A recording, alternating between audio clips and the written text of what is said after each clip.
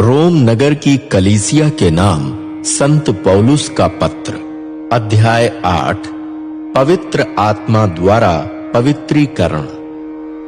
जो लोग यीशु मसीह से संयुक्त हैं, उनके लिए अब कोई दंडाज्ञा नहीं रह गई है, क्योंकि ओ मनुष्य, पवित्र आत्मा के विधान ने जो यीशु मसीह द्वारा जीवन प्रदान करता है, तुझको पाप तथा मृत्यु के नियम से मुक्त कर दिया है। मानव स्वभाव की दुर्बलता के कारण मूसा की व्यवस्था जो कार्य करने में असमर्थ थी, वह कार्य परमेश्वर ने कर दिया है। उसने पाप के प्रायश्चित के लिए अपने पुत्र को भेजा, जिसने पापी मनुष्य के सदृश शरीर धारण किया। इस प्रकार परमेश्वर ने मानव शरीर में पाप को दंडित किया, जिससे हम लोगों में, जो कि शारीरिक स्वभाव के अनुसार नहीं बल्कि आत्मा के अनुसार आचरण करते हैं, धार्मिकता के संबंध में व्यवस्था की मांग पूर्ण हो जाए। क्योंकि जो शारीरिक स्वभाव से संचालित हैं, वे शारीरिक आचरण की बातों की चिंता करते हैं, और इसका परिणाम मृत्यु है। जो आत्मा से संचालित हैं, वे आत्मा की बातों की चिंता करते हैं, और इसका परिणाम जीवन और शांति है। क्योंकि शारीरिक आचरण की चिंता करना परमेश्वर के प्रतिकूल है। यह शारीरिक चिंता परमेश्वर के नियम के अधीन नहीं होती और हो भी नहीं सकती। जो लोग शारीरिक स्वभाव के वश में हैं, वे परमेश्वर को प्रसन्न नहीं कर सकते। यदि परमेश्वर का आत्मा सचमुच आप लोगों में निवास करता है, तो आप शारीरिक स्वभाव के वश में नहीं बल्कि आत्मा से ही प्रभावित हैं। जिस मनुष्य में मसीह का आत्मा निवास नहीं करता, वह मसीह का नहीं। यदि मसीह आप में निवास करते हैं, तो पाप के फलस्वरूप शरीर भले ही मृत हो, किंतु परमेश्वर के मुक्ति विधान के फलस्वरूप पवित्र आत्मा ही तुम्हारा जीवन है, जिसने यीशु को मृतकों में से जिलाया। यदि उसका आत्मा आप लोगों में निवास करता है, तो जिसने यीशु मसीह को मृतकों में से जिलाया, वह अपने आत्मा द्वारा जो आप में निवास करता है, आपके नश्वर शरीर को भी जीवन प्रदान करेगा। इसलिए भाइयों और बहनों, हम ऋणी तो हैं, किंतु शारीरिक स्वभाव के नहीं कि हम उसके अनुसार जीवन बिताएं। यदि आप शारीरिक स्वभाव के अनुसार ही जीवन बिताएंगे, तो अवश्य मर जाएंगे। लेकिन यदि आप आत्मा की प्रेरणा से शरीर की प्रवृत्तियों का दमन करेंगे, तो आपको जीवन प्राप्त होगा। जो लोग परमेश्वर के आत्मा से संचालित हैं, वे सब परमेश्वर के पुत्र पुत्रियां हैं। आप लोगों को दासत्व का आत्मा नहीं मिला है, जिससे प्रेरित होकर आप फिर डरने लगे। आप लोगों को दत्तक संतान बनने का आत्मा ही मिला है, जिससे प्रेरित होकर हम पुकार कर कहते हैं, अब्बा, हे पिता। यह आत्मा स्वयं हमें आश्वासन देता है कि हम सचमुच परमेश्वर की संतान हैं। यदि हम संतान हैं, तो हम विरासत के अधिकारी भी हैं। हां, परमेश्वर के उत्तराधिकारी वरन मसीह के सह उत्तराधिकारी।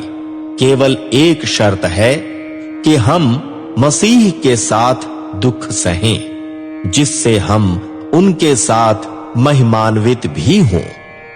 भावी महिमा। मैं समझता हूं कि हम पर जो महिमा प्रकट होने को है, उसकी तुलना में इस समय का दुख नगण्य है, क्योंकि समस्त सृष्टि उत्कंठा से उस दिन की प्रतीक्षा कर रही है, जब मनुष्य परमेश्वर की संतान के रूप में प्रकट होंगे।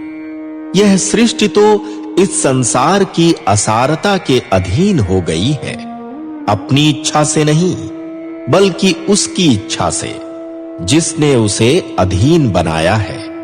किंतु यह आशा भी बनी रही कि वह विकृति की दासता से मुक्त हो जाएगी और परमेश्वर की संतान की महिमामय स्वतंत्रता की सहभागी बनेगी। हम जानते हैं कि समस्त सृष्टि मिलकर अब तक मानो प्रसव पीड़ा में कराह रही है, और सृष्टि ही नहीं वरन हम भी भीतर ही भीतर कराहते हैं। हमें तो पवित्र आत्मा मिल चुका है, जो परमेश्वर के कृपा दानों का प्रथम फल है, लेकिन हम अपने शरीर की विमुक्ति की प्रतीक्षा कर रहे हैं, जब हम परमेश्वर की दत्तक संतान होंगे। इस आशा में हमारा उद्धार हुआ है। यदि कोई वह बात देखता है जिसकी वह आशा करता है, तो यह आशा नहीं कही जा सकती। मनुष्य जिस वस्तु को देख रहा है, उसकी आशा क्यों करेगा? हम उसकी आशा करते हैं जिसे हम अब तक नहीं देख सके हैं। इसलिए हमें धैर्य के साथ उसकी प्रतीक्षा करनी पड़ती है। पवित्र आत्मा भी हमारी दुर्बलता में हमारी सहायता करता है। हम यह नहीं जानते कि हमें कैसे प्रार्थना करना चाहिए, किंतु आत्मा स्वयं आहें भरकर, जो शब्दों द्वारा प्रकट नहीं की जा सकती हैं, हमारे लिए विनती करता है। परमेश्वर हमारे हृदय का रहस्य जानता है। वह समझता है कि आत्मा का अभिप्राय क्या है, क्योंकि आत्मा परमेश्वर की इच्छा अनुसार संतों के लिए विनती करता है।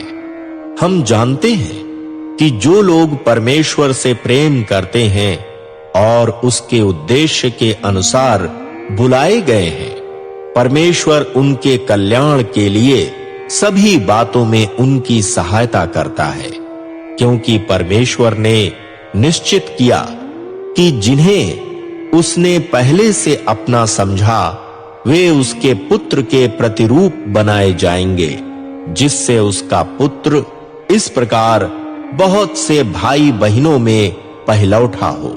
उसने जिन्हें पहले से निश्चित किया, उन्हें बुलाया भी है।